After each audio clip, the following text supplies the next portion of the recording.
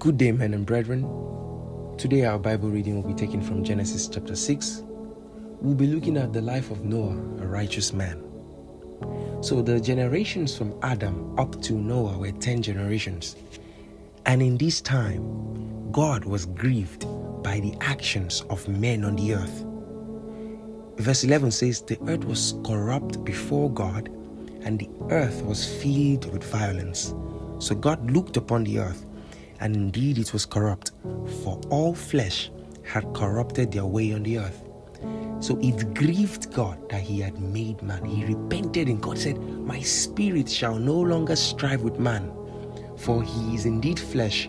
He shortened the days of man due to the absurd wickedness and evil. So man, he now put a time frame to the life of man to 120 years. But there was a man that found grace in the eyes of the Lord. His name was Noah. And God chose to save him while he destroyed the rest of the earth. You know, the Bible tells us in Hebrews chapter 10 from verse 31, it says, it is a terrible thing to fall into the hands of the living God.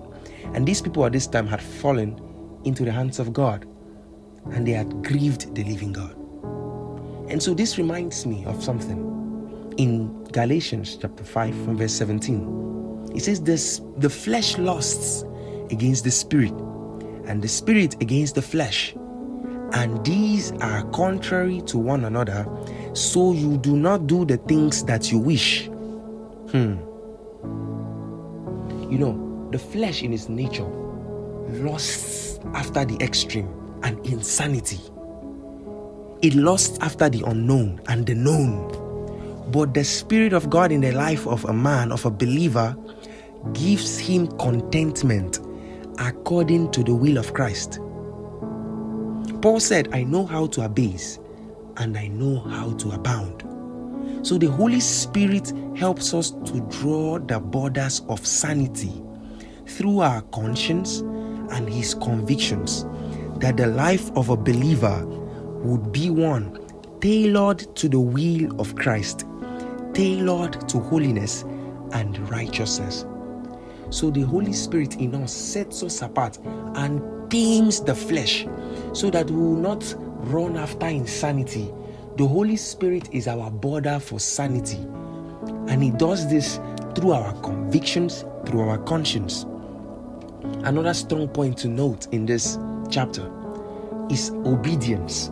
See, obedience is not just doing what the Lord has said, but how the Lord has said it. God gave very apt instructions to Noah on what he should do and how he should do it. Our obedience must extend until exactly how the Lord said we should do a thing, especially when we receive a vision concerning a matter. We remember Saul in 1 Samuel chapter 15. God had given Saul a command. You see, the Lord hated a certain people. They were the Amalekites, because they had ambushed the Israelites when they were coming out of Egypt. And the Lord wanted to deliver judgment through Saul upon these people. And the Lord told Saul, see, you will destroy everything that the Amalekites had. You will kill their men, their women. You will kill their children. You will kill their cattle. Every living thing you will utterly destroy. This was a very direct command from God.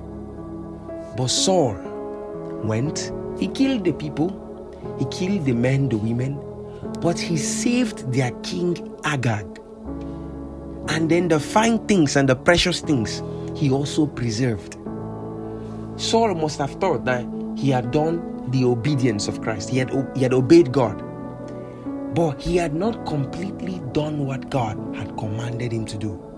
The command was to utterly destroy, but Saul saved some things. And the Lord was displeased with Saul, and the favor of the Lord left from Saul. And so as believers, in our quest to do what the Lord commands us, let us also seek to do it how he has commanded us. And that way our obedience can truly be complete. The life of Noah should inspire us that even in the world full of wickedness and evil and sin, the Bible tells us that Noah found grace in the sight of the Lord.